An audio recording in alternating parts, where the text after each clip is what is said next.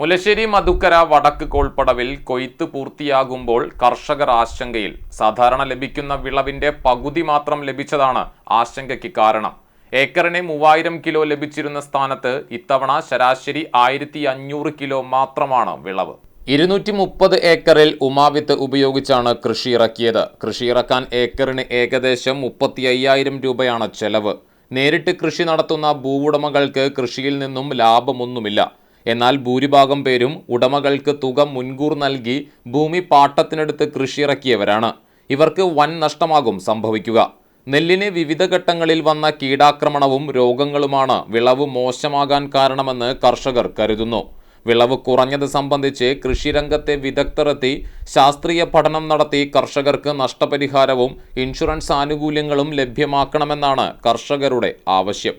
അപ്പോൾ കൃഷിക്കാർക്ക് എന്താണെന്ന് വെച്ചാൽ ഈ നെല്ല് ഈ രോഗം എന്താണെന്ന് തന്നെ കൃഷിക്കാർക്ക് അറിയുന്നില്ല.